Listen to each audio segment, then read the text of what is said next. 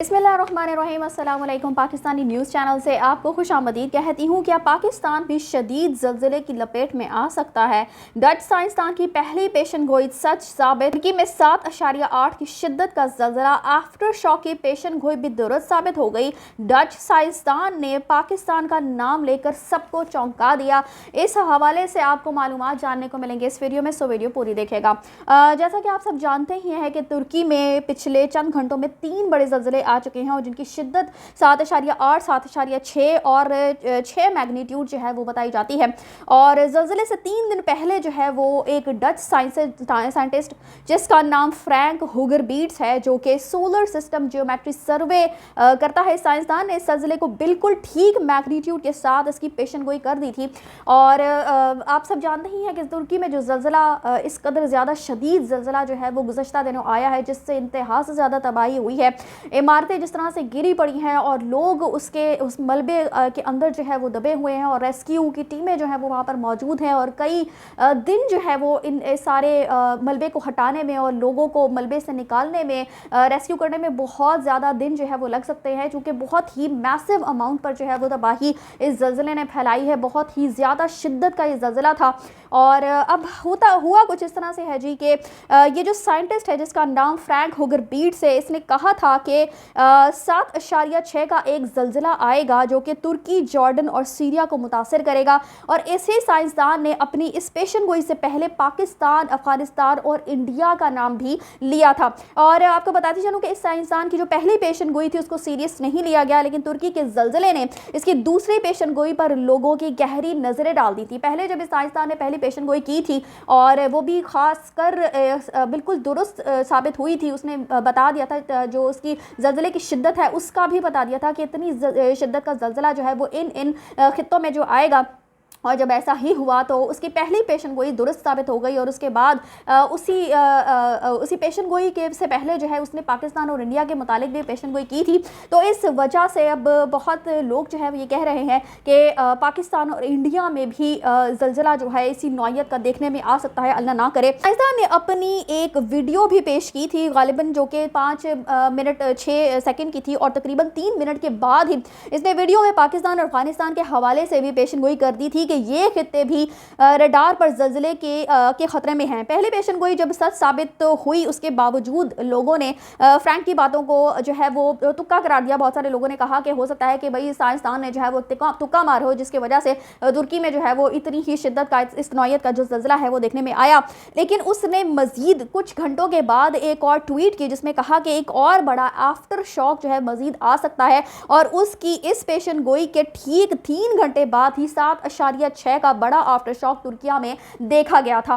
जब तुर्की में पहला ज़लज़ला आया और इससे साइंसदान ने पहले से ही पेशन गोई कर रखी थी कि इस नौयत का ज़लज़ला देखा जाएगा, लेकिन जब उसकी पेशन गोई दुरुस्त साबित हो गई तब भी बहुत सारे लोग, जाहिर सी बात है कि हर चीज़ को इस अंधाधुंध तो हम नहीं मान सकते कि किसी ने कुछ कह दिया तो बस वो बिल्कुल वैसा ही जो होगा।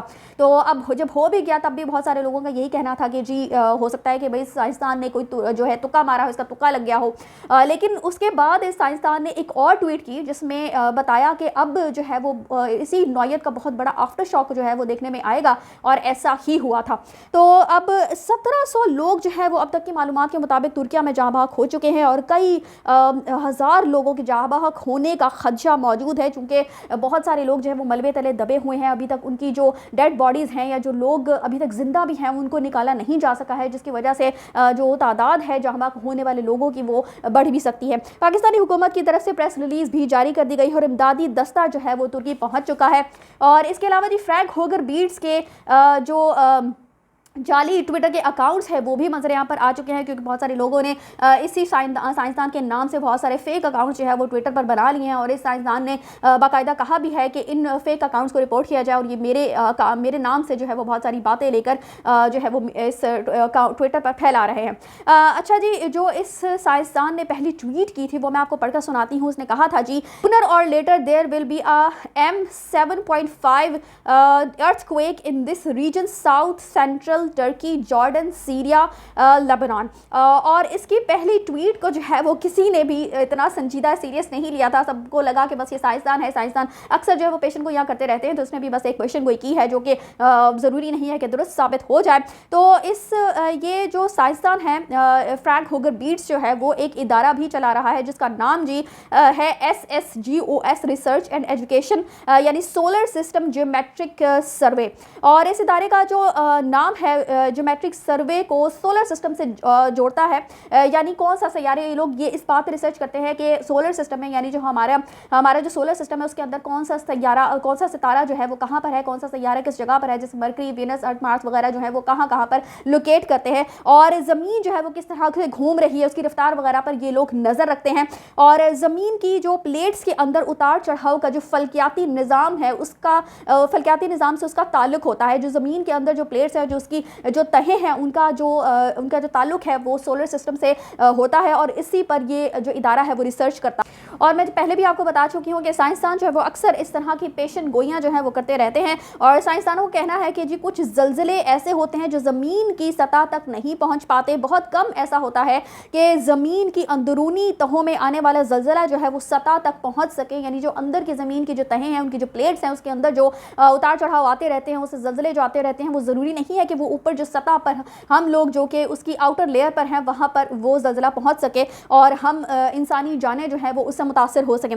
अच्छा जी, फ्रैंक के मुताबिक भी हतमी तौर पर कुछ नहीं कहा जा सकता, सिर्फ कैलकुलेट करके ही पेशन गोई की जा सकती है। ये फ्रैंक ने खुद भी कहा है कि हम लोग सिर्फ रिसर्च करके आप तक मालूमात जो है वो पहुँचा सकते हैं, और ज़रूरी नहीं है कि जो हम कह रहे हैं यानी कि बिल्कुल जैसा कहा गया है बिल्कुल वैसा ही हो। जैसे कि उसने पेशन गोई की थी अभी तक वो तो सच साबित हुई है, लेकिन जो पाकिस्तान के बारे में उसने पेशन गोई की है उसने तकरीबन कहा था कि 15 दिन के अंदर अंदर जो है वो ये खित्ते जो है वो किसी बड़े ज़लज़ले से मुतासर हो सकते हैं।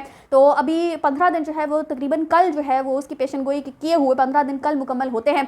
तो हम उम्मीद तो यही करते हैं कि इंशाअल्लाह ताला ऐसा कुछ भी देखने में नहीं आएगा, और अल्लाह करे कि ऐसा कुछ भी ना हो। और हमारा मुल्क जो कि जैसे कि हमने 2005 में भी इंतहाई बड़ा ज़लज़ला जो है हमारे मुल्क ने देखा था, तो उस वक्त जो तबाही हुई थी वो भी क़यामत खेज़ थी। तो मज़ीद अल्लाह ना करे कि ऐसा कोई भी वाक़या जो है कि ऐसा कोई भी क़यामत खेज़ मंजर जो है वो हम दोबारा से हमारे मुल्क को देखना पड़े। और जो तुर्की बहन भाई हैं उनके साथ भी हम बहुत ज़्यादा हमारे दिली जज्बात जो है वो उनके साथ हैं। इस वक्त बहुत ही ज़्यादा तकलीफ़ हो रही है उन लोगों को, इस कदर तकलीफ़ में देख कर बच्चों की इस तरह की तस्वीर हैं जो मलबे के नीचे दर पे दबे हुए हैं, और उनके जो वालिदैन हैं, उनके जो घर वाले हैं, उनको उठाकर इस तरह से लेकर जा रहे हैं। मलबे तले लोग दबे हुए हैं, और इस कदर ज़्यादा जो तबाही है वहाँ पर हो चुकी है। बिल्डिंग्स जो है बिल्डिंग्स पूरी गिरी पड़ी हैं, बहुत ही ज़्यादा तकलीफ के मनाजर हैं। तो हम इस वक्त में अपने तुर्की बहन भाइयों के साथ खड़े और दुआ गए हैं कि अल्लाह ताला उनको इस गम में सब्र जमील अता, और अल्लाह ताला उनकी हर तरह से मदद करे। जो लोग मलबे तले दबे हुए हैं, जो उनके अजीज़ व अकारिब जो मलबे तले दबे हुए हैं और परेशान हैं कि उनको किसी तरीके से मदद पहुँचे और वो निकाल लिए जाएँ, तो अल्लाह ताला उनकी। इसके अलावा जी चीनी साइंसदान ने गुज़श्ता दिनों ये इंकशाफ किया है कि ज़मीन का सबसे अंदरूनी हिस्सा जिसे कोर कहते हैं, जो कि ज़मीन की तरह ही घूम रहा है,